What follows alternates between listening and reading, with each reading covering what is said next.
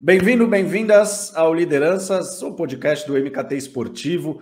Voltamos com as nossas conversas com as lideranças do mercado após aquela série de entrevistas que fizemos focadas na Copa do Mundo Feminina. 5 dias, 5 executivas líderes de marcas ligadas diretamente ao torneio, à FIFA.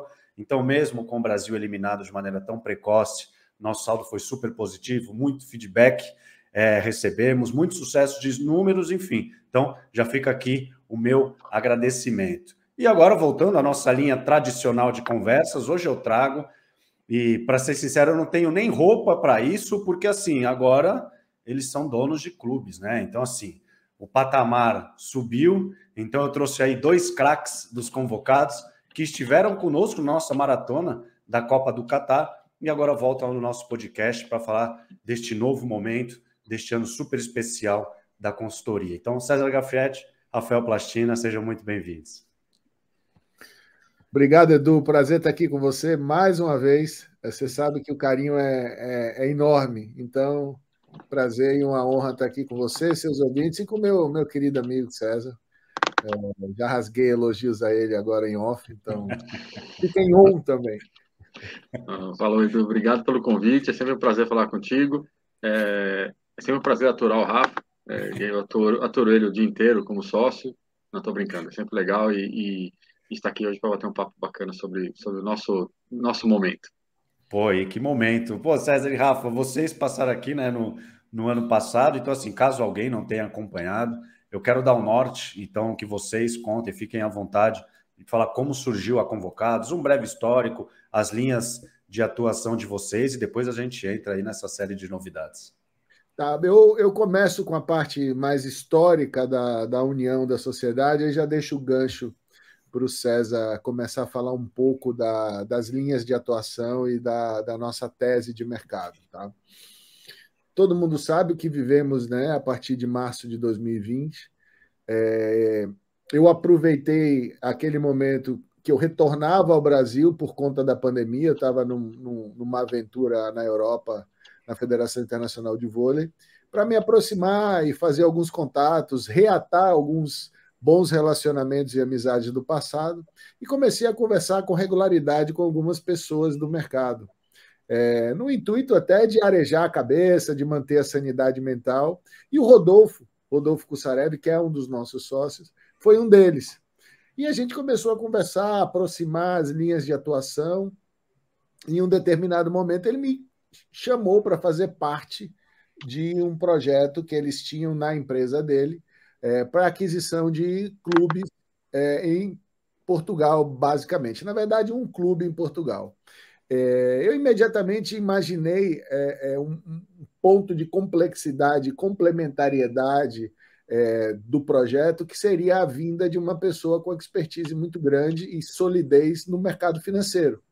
E aí, automaticamente, eu convidei o César, que aceitou de pronto, e aí surgiu a consultoria Convocados, com o objeto original de fazer consultoria no futebol com foco nos investidores, ou seja, aquelas pessoas que gostariam ou querem se aproximar do futebol e precisam de uma entrada segura, de uma entrada honesta. Tanto é que o nosso mantra é: você está preparado para ouvir a verdade? Ou seja, a gente tem como pilar falar a verdade e recomendar a verdade. E, às vezes, curiosamente, recomendar a verdade é jogar até um pouco contra a própria consultoria, ou seja, é recomendar a não compra de um clube, é recomendar o não investimento em um determinado projeto. Então, a gente assumiu essa personalidade, esse caráter de mercado,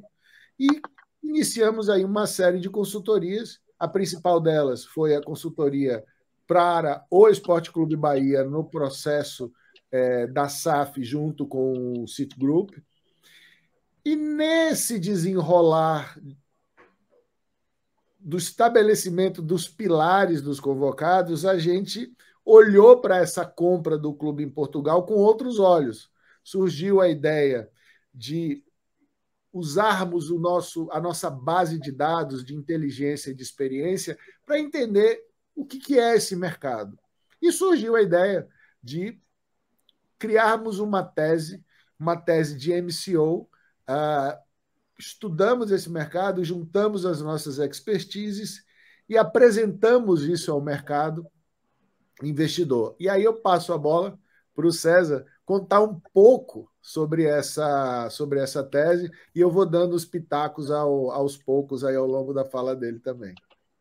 É isso, acho que a história, nossa origem está muito bem contada pelo Rafa, então fica claro que nós seguimos com dois grandes braços, digamos assim, né? O braço de consultoria continua vivo, estamos assim, sempre prontos a atender basicamente investidores, mas como o Rafa comentou, um dos nossos trabalhos foi para um clube, para uma associação que precisava entender o momento de mercado, então nós também trabalhamos para clubes, mas primordialmente para investidores que querem entender o mercado no Brasil, e o outro braço, que é o braço de gestão. E o braço de gestão ele nasce também para que nós possamos aplicar as nossas expertises e desenvolvê-las ainda mais no mercado maduro, como o mercado europeu, né? De certa forma, para trazer os conhecimentos depois nos processos de consultoria, quando implementados no Brasil. Então, é uma forma de juntar o útil ao agradável, digamos assim. Aprendemos, desenvolvemos, aplicamos nossas teses e depois aplicamos nos clientes que querem entrar no Brasil, dado que, nesse momento, o Brasil não faz parte agora do início do projeto. E que projeto é esse? É o projeto de MCO, né, o Multi-Club Ownership, onde ele começa com a aquisição de um clube em Portugal, mas ele tem alguns desenrolares. Então, antes disso, como é que ele tá estruturado? Nós iniciamos, foi formado um fundo de investimentos em Portugal, que é gerido pela Blue Crown, uma empresa portuguesa que faz gestão de ativos.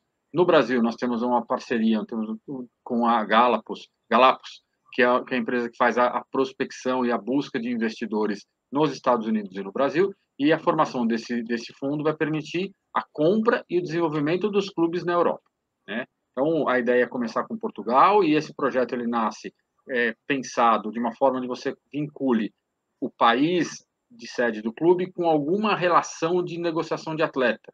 Então, quando você pensa no que nós chamamos de backbone de transferência, um clube no Brasil tem muita sinergia com captar atletas, um clube em Portugal tem sinergia em captar atletas no Brasil. O desenvolvimento é um clube, quais são os outros mercados? Assim, a França com a África, a Espanha com a América do Sul espanhola, depois você pode ter ali a Itália com Balcãs, você tem a Inglaterra como ponto final, talvez, para levar atletas e negociar num mercado que é mais rico.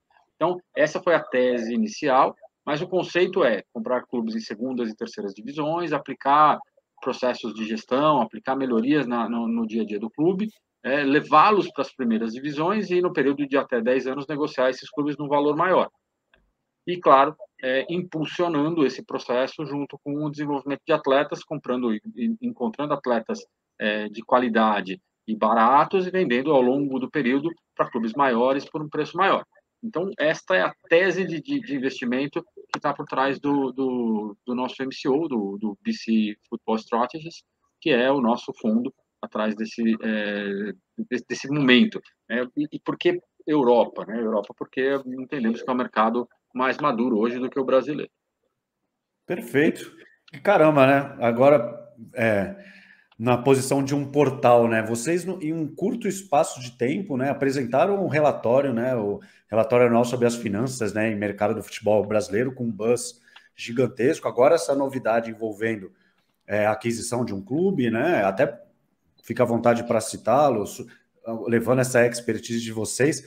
Como é que tem sido esse ano, esses últimos meses, para convocados? Naturalmente, muito trabalho, mas deve ser gratificante ver os filhos nascendo, né? Os projetos indo para o mercado. Edu, gratificante não tenho a menor dúvida, como o César falou, é um grande teste, apesar do clube, o Anadia, Futebol SAD, FC Futebol SAD, ser um clube pequeno em Portugal, da Liga 3, mas a gente tem tentado implementar o que nós temos de melhor, o que nós temos em experiência de melhor para oferecer ao clube, o que nos tem dado um trabalho enorme. Agora que ele está terminando o setup, que ele está em running, ou seja, está em gestão, porque já começou a temporada 23-24. Mas a sua pergunta é muito interessante, porque esse processo começou lá atrás, em dezembro, quando o antigo proprietário do clube, que a gente começou a negociar, o Anadia, um japonês, simplesmente disse que não queria negociar com a gente, que não tinha interesse em vender o clube para nós.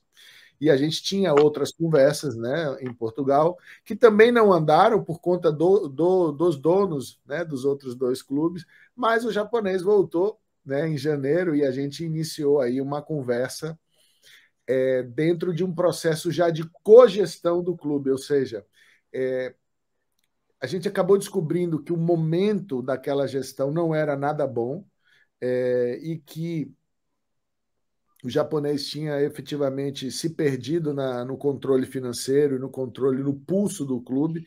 Então a gente acabou, né, César, entrando, assumindo essa gestão, mesmo sem um contrato efetivamente assinado, formalizado, mas foi um momento em que a gente entendeu que era a hora de correr um risco, até mesmo para salvar a existência do clube, como o SAD, para as próximas épocas. Então a gente fez o due diligence em paralelo com a gestão do clube, tentando melhorar o clube que estava há 10 rodadas sem ganhar um jogo, sendo que a temporada regular tem 18 jogos, né? 9 em casa, 9 fora, e depois tem uma outra fase para promoção ou para rebaixamento.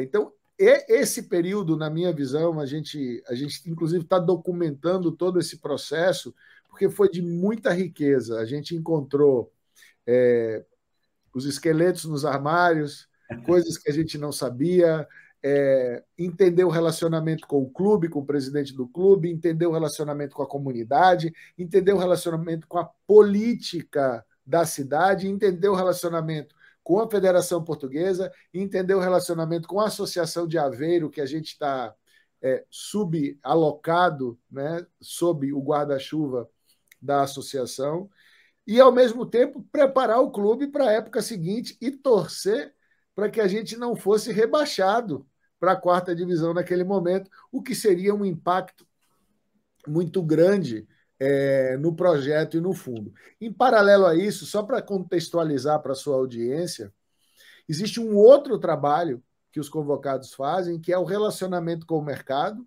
e o relacionamento com os fundos de investimento.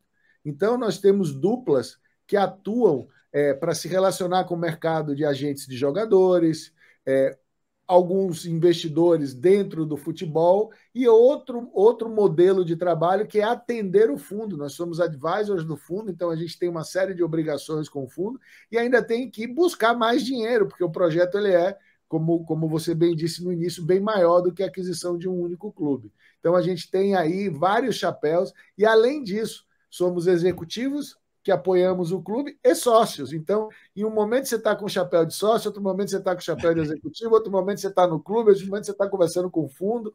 Então, é uma experiência, de fato, extremamente rica. Apesar da experiência de todos, eu acho que a gente tem aprendido bastante com o mercado, com a experiência e entre nós, inclusive. E eu acho que, complementando um pouco o que o Rafa disse, nós temos uma característica enquanto grupo, né, enquanto empresa, que é o silêncio, né? Nós somos muito low profile. Então, quando você falou do relatório, todo mundo fica esperando o relatório, mas ninguém sabe quando vai sair. Assim, nós trabalhamos justamente, assim, trabalhamos, vocês viram que mudou, então esse ano foi um relatório patrocinado pela Galápagos, com a Altfield, enfim, foi uma outra estrutura. Então, nós trabalhamos em silêncio. Quando nós soltamos as informações, divulgamos alguma coisa, não é o arroz de festa, né? Assinei um contrato de não sei o quê para fazer aquilo. Não, nós soltamos as coisas quando elas acontecem, quando elas estão formalizadas. O relatório, quando nós divulgamos aqui a compra e a estruturação no fundo, é porque estava tudo muito bem formalizado. Então, nós temos um perfil de trabalho que dá muito trabalho, né, nos bastidores, mas que quando nós divulgamos alguma coisa, é porque, de fato, ele é muito consistente. Então, de fato, como o Rafa falou, tem muita coisa acontecendo, tem muita coisa, muito trabalho, muito empenho, mas está só começando. Então, a gente tem muita certeza que isso é um processo de no mínimo 10 anos, onde nós vamos ter que ralar muito em conjunto para colocar isso de pé. Imagino. E lá atrás, né? O Rafa falou até de de dezembro, se eu não me engano. Como é que surgiu essa ideia, né? Como é que vocês iniciaram esse processo de mapear o mercado, deram os primeiros passos? Vocês chegaram, talvez, a outras opções e foram peneirando até chegar no clube português? Como é que foi todo esse contexto dessa negociação e de estudo? Não sei. É uma junção de várias origens de dados, tá? Dados proprietários, dados que a Campo de Ação, que é uma das empresas do grupo do Rodolfo, já tinha, dados históricos de mercado, de performance dos clubes, evolução nas ligas, fluxo de atletas latino-americanos na Europa, primeira parada, segunda parada, fluxo de atletas africanos indo para a Europa, primeira parada, segunda parada, primeiro destino, destino final, né? O fluxo desse dinheiro e não menos importante, um estudo muito detalhado que o César faz das finanças dos clubes. Então, a gente tem essa base, que é o alicerce das informações, que compõe a tese. Além disso, a gente usa alguns outros pilares, como posição geográfica, história, infraestrutura, ambiente político. Então, além daquela base que vai nortear o caminho que a gente vai seguir geográfico, vamos dizer dessa forma, dentro da microgeografia de cada país, a gente ainda analisa clube a clube dentro desses 4 cenários, inclusive o financeiro. Então, infraestrutura, história, política, esse microambiente do clube. É uma equação. Né? Hã? Localização, né? Organização, exatamente. É uma equação com muitas variáveis, Edu, e ainda tem algumas cerejas no bolo, porque às vezes você chega numa lista tríplice, por exemplo, no mundo ideal, no mundo dos dados, mas eventualmente aquele clube não está disponível. Ou está disponível e por alguma razão a negociação não evolui. Aconteceu com a gente em Portugal e até hoje a gente se olha e diz, poxa, mas o que aconteceu? Porque chegamos a ter um documento assinado com o clube, assinado não, mas um documento desenhado com o clube, e o proprietário do clube simplesmente cessou qualquer comunicação com a gente, seja por telefone, seja por e-mail, seja por WhatsApp, seja por telepatia, acabou a conversa, ele não respondeu mais. Né? Então, e aí você tem que ter outras opções. Às vezes você desce para a segunda, vai para a terceira ou busca uma quarta. Então, não é uma ciência exata, apesar da gente tentar, de todo modo, parametrizar da melhor forma possível e, ainda por cima, tem a questão dos países. Cada um de nós tem uma paixão na Europa, né? Então, um gosta mais da Itália, outro gosta mais da Espanha, outro gosta mais da França, da Inglaterra, enfim. Vou deixar o César tecnicamente dar algum exemplo em relação a isso, mas é um trabalho muito legal de arrumar esses dados em camadas. A base você vai subindo até chegar numa lista a ser negociada. E de fato, sim, o projeto ele nasce, até como o Rafa comentou, porque já existia uma ideia inicial de se comprar um clube em Portugal, e aí, a hora que nós percebemos, o que é melhor, né? Comprar um clube, você vai ao mercado para fazer captação para um clube, ou já vamos levar um projeto bem desenhado, bem estruturado, de um MCO, algo maior, algo que faz mais sentido do ponto de vista econômico, inclusive. Então, foi aí que nós começamos a usar essa batalha, esse monte de dados que o Rafa falou, para chegar nessas relações. E um ponto que é interessante quando nós colocamos e desenhamos o projeto, né, que foi um projeto casuístico. Vou comprar agora um clube em Portugal, amanhã vou comprar um clube na Bélgica, depois vou comprar um clube no Chipre. Por quê? Porque tem oportunidade, porque alguém me ofereceu. Não, o projeto ele tem um contexto, tem um conceito. É um projeto de crescimento, de ligas, como eu falei, de acesso, né, crescer. Então, assim, ele talvez, assim, provavelmente seja o primeiro MCO que tem no mercado, que ele nasce com um processo de crescimento e desenvolvimento muito bem desenhado. A maior parte dos que estão no mercado foram, de fato, assim, vou comprar aqui, vou comprar ali, surgiu uma oportunidade, e muitas vezes, quando você vai fazer essa conexão, ele fica capenga, né? Porque faltou um pedaço em algum país que é importante para alguma relação. E aí, quando você já tem essa estrutura montada, vai ficando mais caro você entrar nos mercados. Então, o nosso desenho era assim, e tem uma outra questão, né, que para a escolha das ligas, quando o Rafa fala tem algumas paixões e tudo mais, tem horas que você tem paixões, mas tem que abrir mão delas porque ela talvez não faça sentido naquele momento. Então, por exemplo, a Itália é um lugar que eu adoro, a Itália, enfim, morei lá há muitos anos, gostaria de ter um time lá e comprar e ter uma estrutura, mas hoje o mercado italiano não é um mercado profissional como os outros, né? O mercado ainda que vive de mecenato, é um mercado ainda um pouco confuso, um mercado de movimentação de clubes muito difícil. Então, é um mercado que vai ficar para uma terceira etapa. O mercado francês é um mercado que faz mais sentido. Então, vamos acelerar o francês em detrimento do espanhol, que pode ser um mercado mais rico e mais desenvolvido. Enfim, a gente olha isso também para construir esse fluxo de aquisições de clube daqui para frente. Perfeito. Pô, que demais ver esse, pelo menos, né, de novo, como criador de conteúdo, né, esse conceito de multiclubes, assim, ficando muito próximo da gente, né, da nossa realidade. E vocês, nesse processo de mapeamento, estudo, não sei, nesses prospects, vocês chegaram a fazer uma espécie de um planejamento de melhores estratégias nessas negociações? Vocês encontraram alguns entraves por serem executivos brasileiros em outros mercados? Tem o Roque, né, o Roque Júnior com vocês, que ali também é uma chancela super importante, pensando até, né, em entradas em grandes clubes, né, um campeão do mundo. Então, vocês encontraram algumas barreiras ou ter uma gestora de Portugal acabou também facilitando? Ô, Edu, ótima pergunta, mas só uma coisa, são tantas variáveis nessa equação que o César lembrou duas importantes. Uma delas, a primeira, um MCO planejado, estrategicamente falando, e a segunda, a gente ainda analisa o momento de cada liga, ou seja, como aquela liga está tratando o futebol naquele país e qual é o modelo, o momento de maturação dela.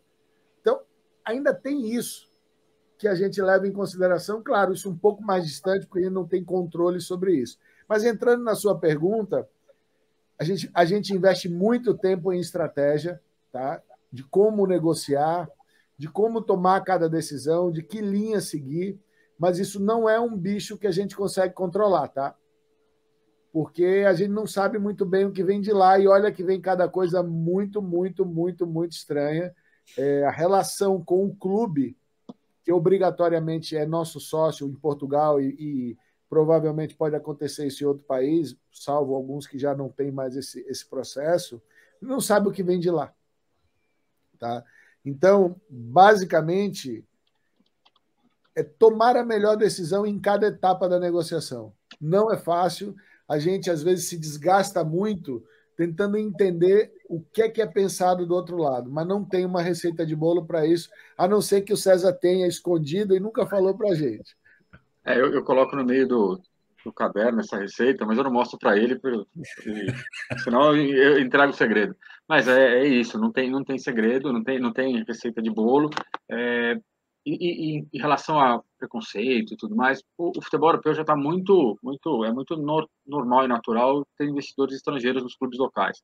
Então, em Portugal existem outros brasileiros, existem americanos, existem canadenses, existem alemães, enfim, tem uma quantidade grande de nacionalidades comprando clubes em Portugal. Então, isso não foi um problema. O antigo dono do clube, né, o dono anterior, era japonês.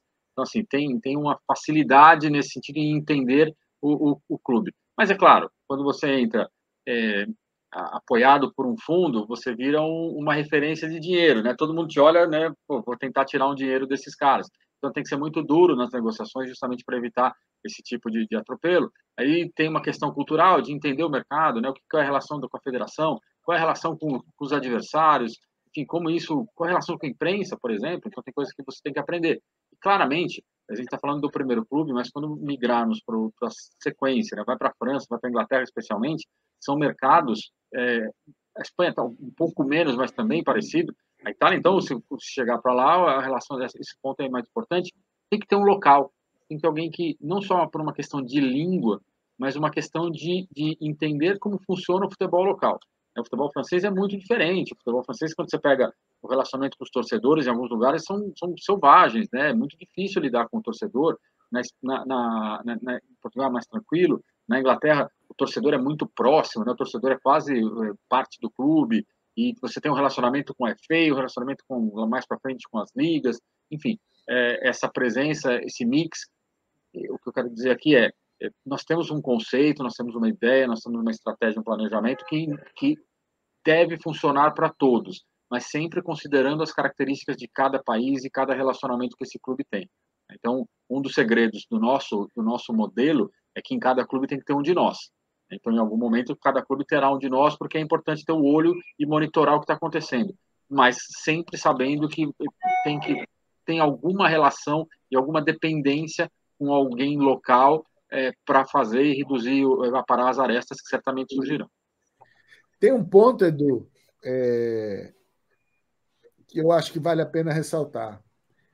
Apesar da experiência, apesar dos anos de mercado, apesar de já ter uma metodologia de trabalho, nós não vamos nunca sozinhos, tá? Em Portugal nós não estivemos sozinhos, tivemos o apoio de uma pessoa local que nos ajudou muito, está sempre por perto.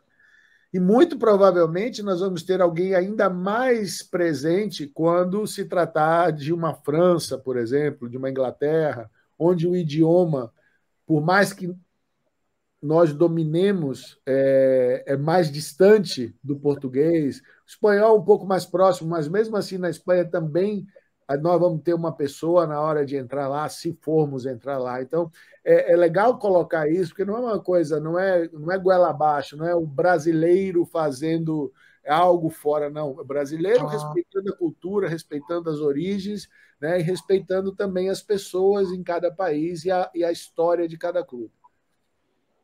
Não, perfeito. E essa especificidade é fundamental, tanto que vocês falam de ter alguém lá, porque assim, né, a Europa, os países são, né, em uma hora você consegue mudar de país, né, é tudo tão perto, mas ao mesmo tempo também tem muitas diferenças, como o César citou, né, cada detalhe de cada liga e cada país, e às vezes por mais que a gente domine a língua, às vezes, né, um detalhe que pode fazer a diferença, né, numa negociação, você vê, o clube de Portugal que tinha um proprietário japonês, então assim, né, como esperar que né, e aí a cultura asiática é completamente diferente.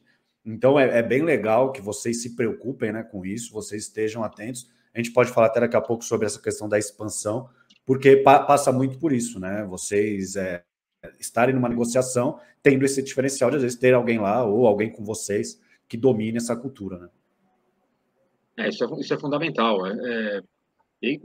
Inclusive, é parte do aprendizado, né? E da análise. Quando nós olhamos os casos que dão mais certo ou dão menos certo de expansão, de emissoras no mundo, percebemos que o quanto é importante não só ter o local, mas o local correto, mas essencialmente ter um de nós avaliando. Isso foi uma coisa muito que o Roque trouxe nas conversas iniciais, né, na estrutura, porque ele sempre falava, pô, eu estava na Milan, o Berlusconi era o dono, ele ia de vez em quando, mas tinha o Galliani que ficava todo dia, acompanha treino, vê isso, vê aquilo. Então, é alguém que você sabe, é o dono que está ali olhando, que está acompanhando, monitorando e sentindo a temperatura do clube no dia a dia. Então, isso no fim das contas, é importante. Não basta contratar alguém e falar, agora toca lá e só nos reporta o que está acontecendo. Não é assim.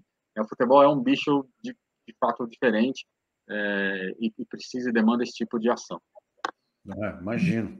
E ao longo do nosso papo, vocês citaram algumas vezes essas parcerias financeiras, né, fechadas, que naturalmente são fundamentais para viabilizar o projeto. E quando o assunto acaba sendo finança, eu sou um pouco leigo e acho que também parte da nossa audiência possa não compreender. Então eu quero levar como é que funciona essa relação com os fundos, a busca por eles para concretizar essas aquisições que são tão robustas. Então eu imagino que seja algo um pouco mais complexo. Como é que funciona esse lado, digamos, financeiro? Tá, eu vou começar aqui. Vai lá. Vou lá.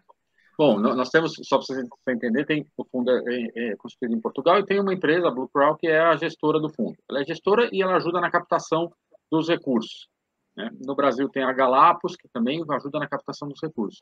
Então, o que foi feito? Foi feito um business plan, foi feito um projeto apresentando a tese que nós temos para desenvolver, e estes angariadores, digamos assim, vão buscar, vão bater a porta de fundos de private equity, de fundos de outros fundos de investimento, family offices, gente que tem dinheiro que quer investir e que olha o retorno proposto pelo projeto como um retorno interessante e atraente. Então, a partir daí começam as negociações. o investidor quer entender mais, quer ir a fundo, o que vocês vão fazer, como vocês vão fazer, quem vai fazer. Então, tem todo um processo de negociação com quem se interessa inicialmente pelo projeto, de fato, transformar esta ideia em algo concreto. O fato, até a entrada no Anadia aconteceu pouco antes da constituição do fundo, justamente para que pudéssemos sair da teoria e mostrarmos alguma prática. Então, ter um clube, já ter um ativo, já ter um processo em andamento, ajuda muito ao investidor entender o que está sendo feito. Então, hoje é possível pegar, olha o que era o Anadia quando nós chegamos e olha o que é o Anadia hoje. Então, o que foi feito? Foi feito isso. Tá? Então, o cenário é esse, os números são esses, todo o business plan é feito com base em dados efetivos de mercado. Então, por exemplo, para pegar Portugal, Inglaterra e Espanha, França, eu peguei 10 anos de histórico de clubes com o mesmo perfil ao longo da segunda, terceira divisão, quanto que era a receita, quanto que é custo, quanto que é investimento, enfim, e criamos um business plan compatível com a média de cada liga, de cada divisão, com clubes de mesmo perfil, ou seja, alguma coisa bem complexa, bem robusta, para dar segurança para o investidor que o dinheiro que ele está colocando é um dinheiro que tem lastro, né? Ele vai para uma atividade que gera valor. Então, esta relação, no fim do dia, muito quem faz sou eu e o Rafa, porque esses dois angariadores encontram os interessados, nos colocam em contato e nós apresentamos o projeto, mostramos o que estamos fazendo, qual a ideia, o que já foi feito, qual é o futuro.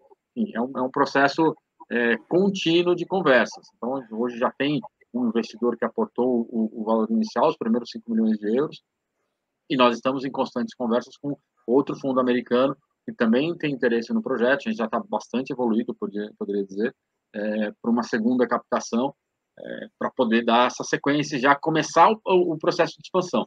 E isso é interessante porque esse processo também ele tem datas, né? Então, e isso a gente aprendeu a duras penas já no primeiro momento. Se você não entrar você tem que entrar sempre antes de uma janela de transferência, justamente para poder, se for o caso, fazer algum ajuste. Se você perde a janela, você perde a capacidade de fazer uma correção de rota dentro do esportivo. Então tem data. Se não entrar até novembro, não faz sentido. Senão, aí a próxima janela é ali junho, julho. Quando terminou a temporada, você sabe em que liga esse clube ficou. Enfim, e aí todo o processo de negociação já com o dinheiro no caixa. Então, são fases e fases complexas e de muita dedicação para chegar lá no final do processo. Ele lembrou de mais uma variável: prazo. Prazo de negociação, ou seja, janelas de negociação. Não é nem a janela só dos atletas, tem a janela de negociação também para que a gente consiga chegar a tempo. Um ponto só para acrescentar na relação com os fundos, que tem sido muito interessante, é entender que a tese está validada, que a gente consegue conversar sobre negócio com os fundos, ou seja, eles não estão questionando a tese ou questionando se vale a pena ou não vale a pena investir. É como investir, de que forma investir, porque alguns fundos têm vontade também. Então, a gente chegou no momento de uma negociação onde o fundo disse, não, mas eu quero isso, sabe? Então, assim, ele tem vontade própria. Então, tem investidores por trás que têm interesses, e aí não tem nada a ver com interesse escuso, não, interesses em mercados. Então, a gente tem que entender até que ponto é aproveitável dentro da tese fazer alguma correção de rota, né? Ou, eventualmente, a gente precisa declinar de um potencial investimento. Até agora não aconteceu, mas as negociações nessa linha têm acontecido e é mais uma novidade, pelo menos para mim, talvez não para o César, mas para mim, com certeza, é uma novidade fazer essas curvas aí de entendimento. Até porque o mercado é um pouco isso, né? Você tem uma tese, tem um modelo, aí você fala, não, vamos comprar batatas fritas. E o cara olha e fala, não, mas eu quero um hambúrguer. Não, batata frita é melhor. Não, mas eu quero primeiro o hambúrguer, depois você me dá a batata. Tá bom, aí você tem que entender qual é a estratégia, como se é uma coisa que faz sentido fazer uma volta para depois retomar o caminho, ok. Se é um negócio completamente fora do padrão, tem horas que você vai ter que dizer não. Né? Então, porque não faz sentido. A ideia de se você está preparado para ouvir a verdade, como nossa tese, também serve para isso. Não adianta o investidor trazer a ideia de comprar um time na Bolívia, que não vai dar certo, não é esse o mote do projeto. Agora, em vez de comprar no país A, vamos comprar no país B e fazer uma volta, ok, se encaixa na tese, a gente vai embora, porque é isso, né? Mostrar que nós estamos abertos, nós não somos donos da verdade nem nada, nós temos uma tese muito clara, mas estamos abertos a ajustes que façam sentido dentro do todo que está sendo planejado. E é interessante, gostei dessa metáfora, tá? Vou começar a usar. A lojinha, o bar, ele precisa da batata frita e do hambúrguer, mas dependendo da hora de consumo, você faz um primeiro do que o outro, né? Então, talvez a batata frita tenha que vir um pouco depois do hambúrguer, ou não. Então, o prato principal vem antes da entrada, depois você come a sobremesa primeiro. O que importa é você terminar bem alimentado ali, né? E dentro desse cardápio, né, tão repleto e até da complexidade até que o César falou, eu vou abrir uma aspas de algo que é de vocês, que é planejamento, liderança, gestão de pessoas, visão de mercado e tantas outras características que são fundamentais para trazer bons resultados, a Convocados possui. E vocês chegaram, né, ao clube, encontrando ali, né, meses sem vitórias, dívidas ali de diversas naturezas, uma necessidade de estratégia, de pessoas, e imagino também que de definir processos internos. Então, com essas realidades tão diferentes, talvez vocês com a tese, com esses anos de experiência, em um clube com muitos problemas, teve algum choque de gestão imediato de vocês falarem hambúrgueres, batata frita, enfim, teve algo no início, assim, algum ruído diante do cenário que vocês acabaram encontrando e com a expertise que vocês estão levando já? Teve muita coisa, sim, né? A entrada, como o Rafa falou, foi meio compartilhada, em algumas compartilhada, mas nós entramos já fazendo uma série de alterações. Não de pessoas, porque assim, é fundamental nesses processos você manter as pessoas, exceto se tiver algum caso realmente muito grave de comportamento e ética, mas não era o caso. Era só uma estrutura enxuta e desorganizada. Então, nós ajustamos alguns processos emergenciais, não era nada do que nós gostaríamos, mas conseguimos aplicar algumas mudanças estruturais, por exemplo, de fluxos de pagamento, controles, né, algumas estratégias de marketing, o Rafa pode falar mais depois, mas, por exemplo, abrimos os portões no final da temporada para trazer mais o torcedor, enfim, uma série de mudanças que foram sendo feitas, e até no esportivo, com a contratação de alguns atletas, com a demissão de um treinador que já estava claro que tinha um desgaste. Então, assim, teve uma avaliação geral, ainda que muito rápida, mas uma avaliação geral de quais eram os maiores gargalos e foram atacados ali de uma maneira muito, muito breve. Claro, depois, para início desta temporada, aí sim, um planejamento mais profundo, mais detalhado, com implantação de sistemas, de controles mais profissionais, de fato, mais corporativos. Mas, no primeiro momento, teve que ter um mini choque ali para tentar colocar um pouco de ordem no que nós encontramos. Do ponto de vista de estratégia, a gente tem uma estratégia muito bem posicionada de abraçar a região onde o clube reside. Né? A gente tem uma cidade ali que tem um entorno de cerca de 10, 12 mil habitantes, mas uma região que tem 150 mil habitantes, e o clube ele é o clube mais bem posicionado nas ligas e nos campeonatos portugueses.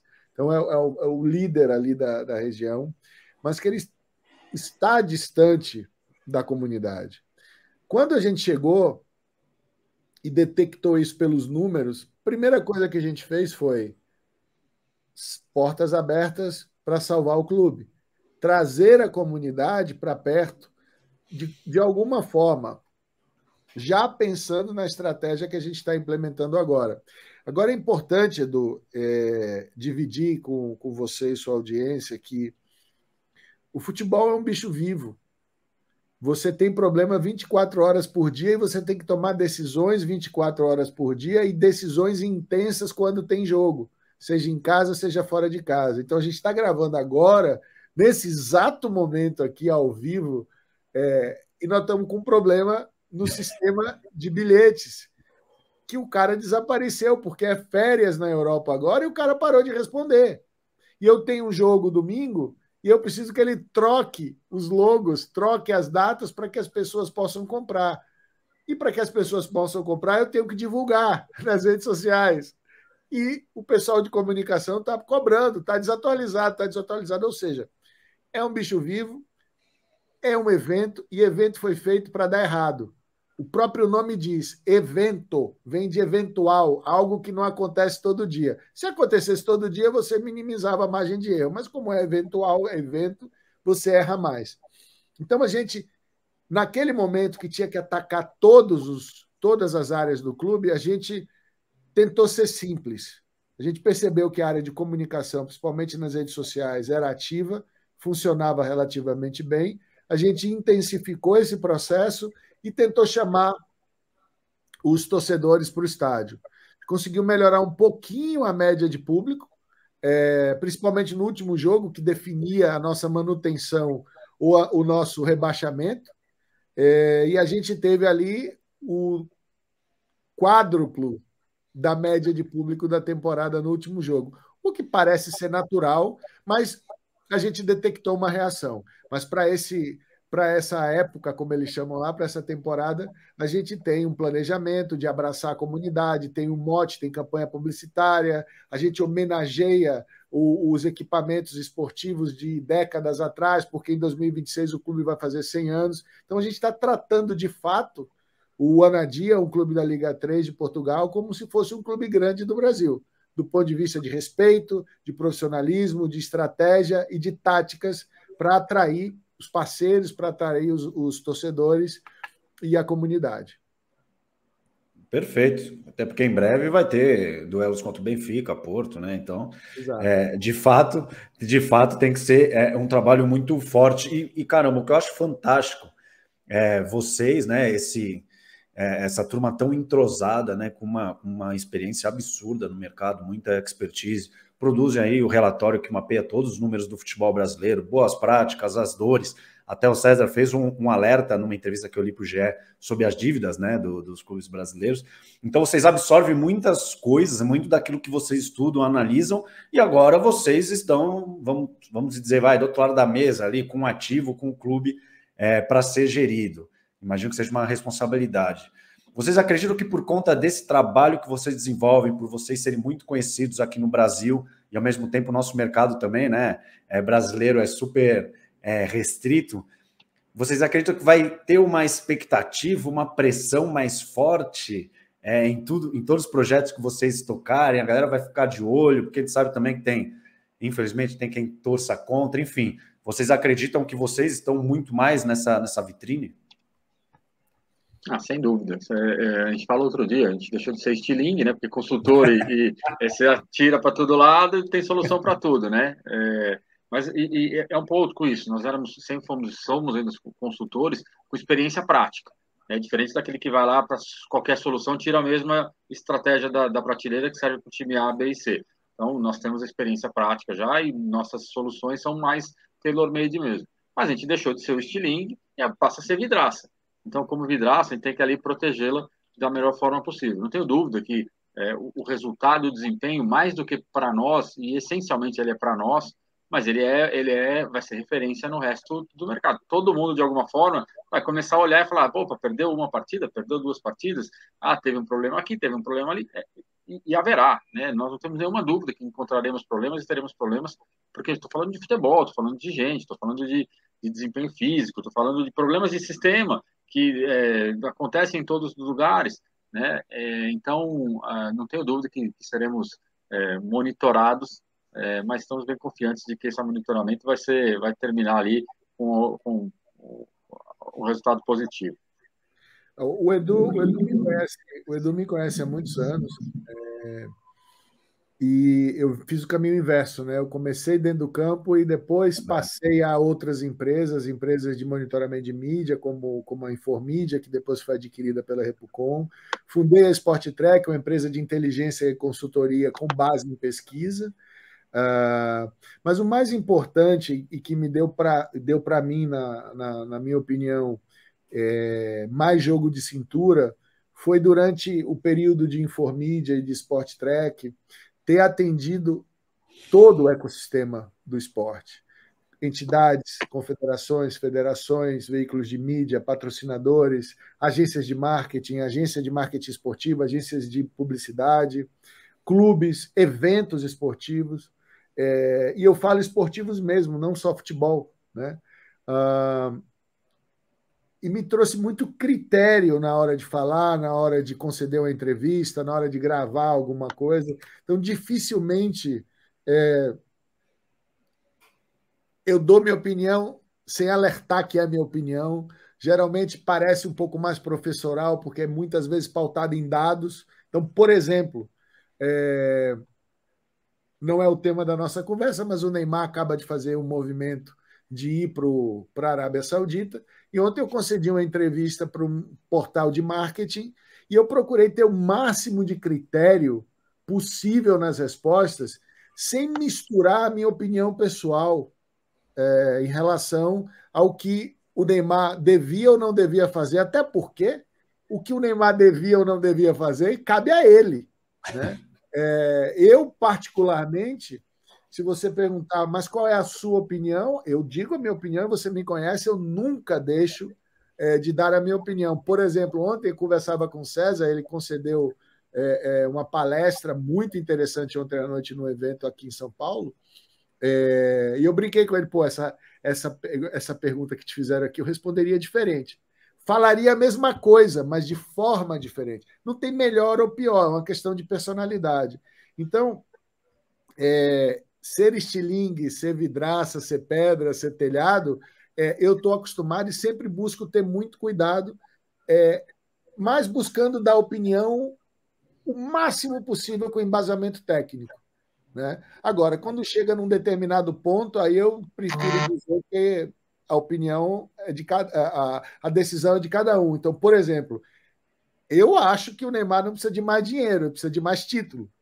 Mas se ele acha que ele precisa de mais dinheiro, eu não calço o sapato dele. Então, esse cuidado eu sempre tive de buscar me apoiar muito mais nos meus dados e nos dados que eu tinha acesso do que na minha opinião e na minha maneira de pensar. Então, é uma fórmula que vem dando certo. E a gente tem feito isso também nos convocados. A gente busca de forma muito legítima implementar a nossa experiência e a nossa tese. E tem dado certo, tem reverberado de forma muito positiva na comunidade lá em Portugal. A gente vendeu todas as cotas de patrocínio. Vendemos basicamente as principais placas de campo que a gente tinha acesso, sem resistência, sem negociação, com decisões rápidas. Caramba, alguma coisa bacana a gente está fazendo certo. E, mais importante que isso, o mercado quer abraçar o clube. Então, a gente tem que aproveitar essa vibe e criar esses cases que o César fala. Dar consistência à tese, dar consistência às nossas experiências. Perfeito. Entrando numa parte final do nosso papo, que, como sempre, eu já imaginaria, eu adorei. O que vem, obviamente, óbvio que não precisa abrir, mas o que vem por aí, em termos de próximas aquisições de vocês, e também já faz um paralelo. Lá no comecinho, o César falou que o Brasil, enfim, não está no radar, pelo menos nesse momento, mas como vocês veem o mercado brasileiro, e talvez até, né, já faça um paralelo com o relatório, né, que é um problema de dívidas dos clubes brasileiros, né? Quem estava bem, ficou bem, quem estava ruim, ficou ruim, mas as dívidas aumentaram, então talvez também seja esse um problema do futebol brasileiro. Enfim, como é que estão os planos para vocês? Bom, próximos passos, enfim, terminar, nós temos o objetivo claro de terminar o setup, enfim, entregar o Anadia redondo até o fim de agosto, e já iniciar o processo de prospecção, que já está feito, já está mapeado, mas aí aprofundar a prospecção em outros 2 países, já temos assim, uma certa demanda clara para isso. Então, esse é um processo que entendemos que deve levar ali setembro, outubro, para que entre outubro e novembro a gente consiga fechar a operação. Mas, de novo, com todos os riscos de não fechar por conta do que o Rafa falou. No meio do caminho, aquele clube que nós gostaríamos de comprar, talvez ele tenha ido para um cenário de quase de zona de rebaixamento, que pode ser um risco, ou um cenário de quase subir para outra divisão, e aí o investidor, o vendedor pode olhar e falar, pô, eu quero mais dinheiro, porque eu já estou te entregando um clube melhor. Enfim, são outras variáveis que entram nessa conversa. Mas, assim, o cenário é o próximo clube ao longo desse segundo semestre e o terceiro clube ao longo do primeiro semestre do outro ano, que é um período que tem que necessariamente ter de folga para fazermos ali a entrada, o setup, entender a realidade do clube. E aí, falando em futebol brasileiro, por que não está no radar nesse momento? Acho que, primeiro, por conta da maturidade do mercado. O mercado europeu é muito mais maduro do ponto de vista de negociação de clubes. Então, já tem décadas, né, de compra e venda. Então, você sabe por quanto você compra, você tem uma boa ideia de por quanto você vende. Então, tem múltiplos, tem histórico e tudo mais, tem demanda, tem escassez, são mercados mais realmente maduros.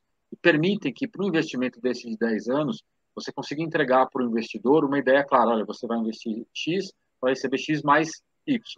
Por quê? Porque o mercado opera desse jeito. Quando eu olho o Brasil, ainda é um mercado completamente imaturo. Nós temos as primeiras aquisições.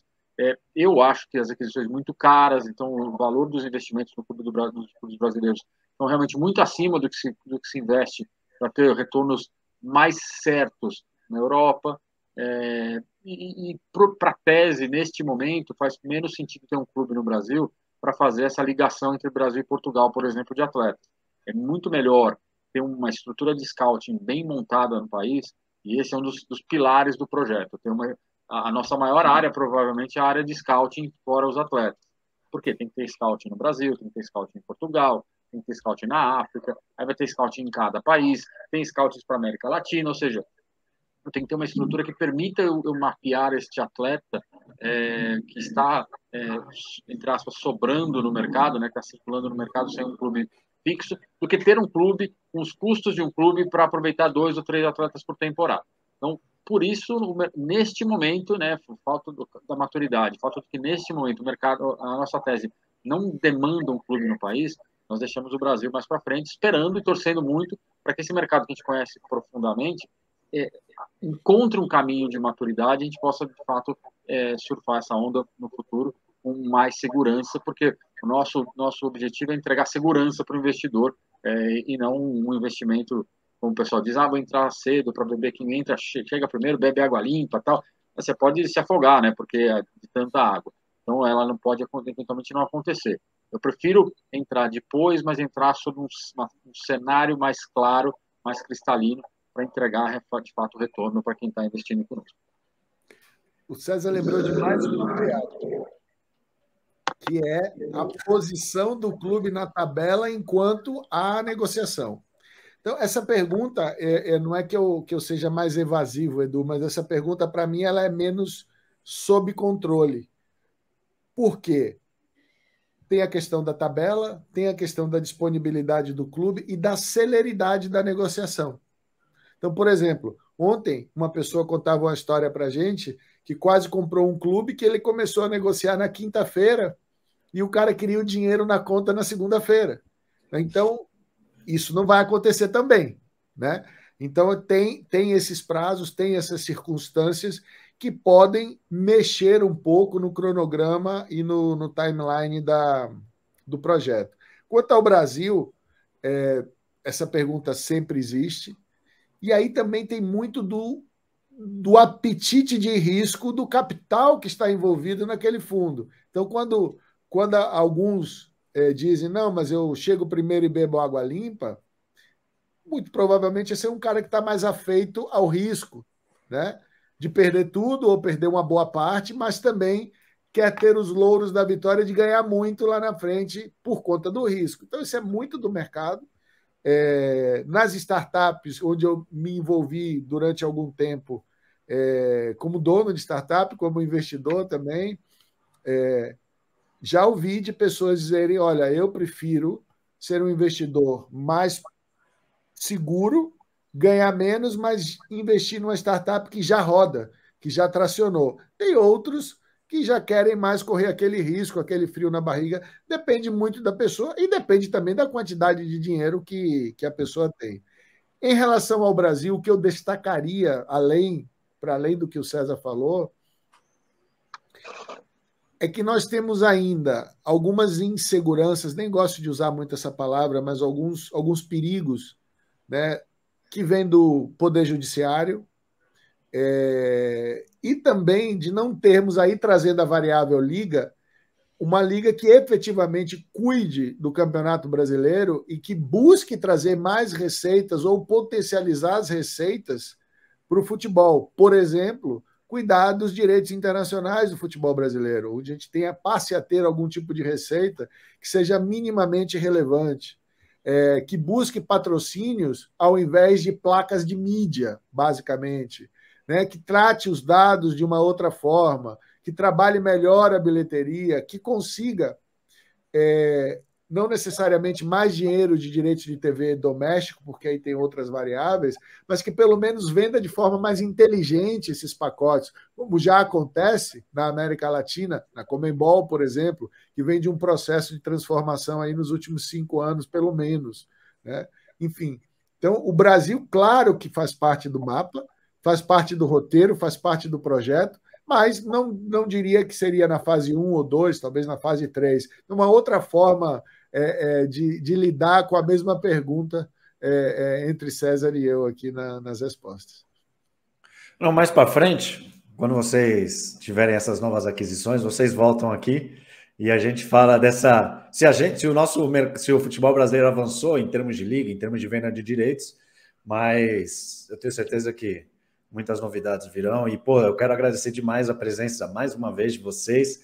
Agora, né, no novo momento, caramba, que honra, né? Falar com proprietários, que em breve com um portfólio, né, europeu, enfim, que seja. Então, muito feliz de receber vocês, de levar isso para o mercado, né, brasileiro, né, com tamanha antecedência aí, porque acho que a notícia foi divulgada recentemente, e agora eu trago essa dupla aí super entrosada. Então, Rafa, César, muito obrigado pela participação de vocês. Vocês sabem que o destaque final é com vocês. Vai lá, César, que eu quero fazer um desafio aqui ao vivo. Tá bem. Bom, primeiro, obrigado, Edu. É sempre um prazer falar contigo, com quem te acompanha, enfim, acompanha o MKT Esportivo. E é legal, assim, é bacana a gente poder dividir com vocês um pouco dessa nossa jornada, e estamos aqui à disposição sempre. Sempre foi uma novidade, alguma coisa que possa trazer aqui e adicionar valor a quem nos ouve aqui, vai ser um prazer estar de volta. Valeu. Boa, Edu, obrigado pela oportunidade de novo, né? Agradeço de coração. Você sabe que eu faço parte aí desse sonho que você implementa todo dia, que é o MKT. Obrigado à sua audiência, paciência, mas eu vou deixar um desafio. Na verdade, aceitar o convite para a gente voltar aqui quando a gente conseguir adquirir o próximo clube, mas você vai deixar aqui o país que a gente vai comprar o próximo clube, e aí a gente, quando comprar, a gente vê se você acertou ou não. Fala aí. Caramba! Pô, eu vou deixar...